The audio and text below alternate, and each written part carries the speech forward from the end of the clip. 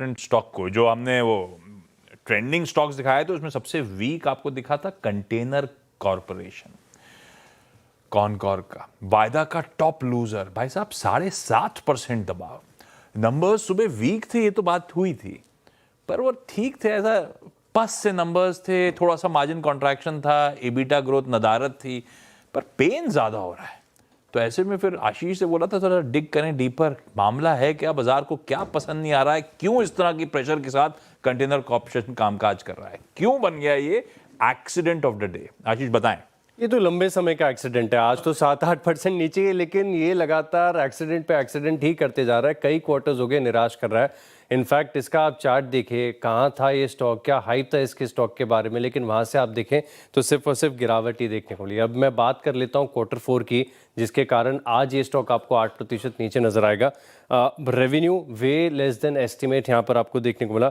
EBITDA जो 457 करोड़ के आसपास की उम्मीद थी, वो 420 करोड़ आए। मार्जिन्स 20.1% के एक्सपेक्टेड थे, 18.6% पर आए। और मुनाफे की बात करें तो 19% अनुमान से कम है। अनुमान से बता रहा हूँ, 319 करोड़ एक्सपेक्टेड था, 258 करोड़ का आंकड़ा देखने को मिला है। यानी हर पैरामीटर्स पर आप देखें तो नतीजे बेहद निराशाजनक, बेहद अनुमान से कम यहाँ पर आए। और जो डोमेस्टिक एबिट सेगमेंट है, इसके तो मार्जिन साफ हो गए। इनफैक्ट मार्केट एक्सपेक्ट करके चल रही थी कि तकरीबन 6% के आसपास इनके डोमेस्टिक सेगमेंट में एबिट मार्जिन आ सकते हैं। इसके मुकाबले केवल 0.2% यानी पूरी तरीके से साफ हो गया। और अगर आप कॉन्कॉल के टेक अवेज की भी बात करें तो यहाँ पर मैनेजमेंट हालांकि लगातार गाइडेंस तो बढ़िया ही देता है, लेकिन ये स्टॉक चलने का नाम नहीं लेता। केपेक्स इन्होंने 945 करोड़ का कहा है FY27 के लिए, और बता रहे कि आगे जाके अगर ज़रूरत पड़ी तो केपेक्स को थोड़ा सा बढ़ा भी देंगे। वॉल्यूम्स गेल और पेट्रोनेट LNG की तरफ से यहाँ पर फर्दर इंप्रूवमेंट और बढ़त की बात कर रहे हैं। लेकिन जैसे कि मैंने बताया कि स्टॉक मार्केट लीडर है, सब कुछ सही है, लेकिन डिलीवर नहीं कर पाता, तो स्टॉक का प्राइस आप देखिए कैसे क्रैश करता चला गया। इसका ऑल टाइम हाई 944 रुपए का है, ज़्यादा पुरानी बात नहीं है। उन स्तरों से आप देखें तो क्या गिरावट आई है, एक साल में फिसला है ये, इस साल फिसला है, एक साल फिसला है, और पिछले 5 साल में भी देखें ना तो इसने पैसा बनाकर नहीं दिया, करीब करीब 11% नीचे ही चल रहा है। ये हाल है। गाइडेंस जो दी, एग्जिम वॉल्यूम ग्रोथ 8%, डोमेस्टिक 15% रहेगी। खुद ही कह रहे हैं हम बहुत कंजर्वेटिवली गाइड कर रहे हैं, हम शायद जैसे जैसे साल प्रोग्रेस करेगा रिवाइज अपवर्ड करने की कोशिश करेंगे। तो कमजोर गाइडेंस भी है FY27 के लिए। ये हाल है कंटेनर कॉर्पोरेशन का। मयूरेश, जब बढ़ो इस बिजनेस के बारे में तो राज्य है कंटेनर ट्रैफिक का, क्या बढ़िया इसके पास एसेट्स हैं, फिर यह हाल है स्टॉक का। आप लोग का व्यू क्या बैठता है कंटेनर कॉर्पोरेशन पे? फिलहाल आशीष जी न्यूट्रल व्यू है, और उसका कारण बहुत सिंपल है।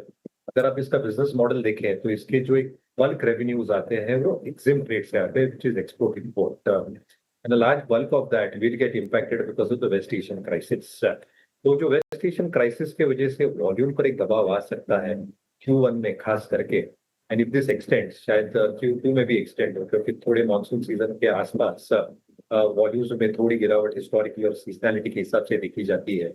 तो because a bulk of their business comes in from EXIM trade, domestic कितना कॉम्पेंसेट कर पाएगा, even if domestic probably lives in a larger number of rigs, और रियलाइजेशन पर TEU थोड़ा बेहतर भी हो सकता है because of share volume degrowth international business को लेके और एग्जिम ट्रेड को लेके। कहीं ना कहीं आई थिंक ओवरऑल नंबर्स पे इसका दबाव जरूर देखा जाएगा। Q1 में और भी ज्यादा इम्पैक्ट आ सकता है in my opinion, seasonality factor के लिए। I think the entire recovery now hinges on the second half. तो एनुअलाइज बेसिस के ऊपर मुझे लगता है year on year number beat करना थोड़ा मुश्किल हो जाएगा, looking at the current geopolitical scenario that we are probably in. और इसलिए मुझे लगता है I think even if the dividend yield is pretty decent, इनके पास एसेट्स है, कंटेनर रेट्स है, डबल फ्रेट लोडिंग कर रहे हैं, फिर भी आई थिंक ये दो प्राइमरी रीजंस शायद अर्निंग्स को रिस्ट्रिक्ट करें, और इसलिए हमारा एक रेटिंग कंटेनर कॉर्पोरेशन डिसअपॉइंटिंग, आज का एक्सीडेंट ऑफ द डे आप लोगों की स्क्रीन्स पर।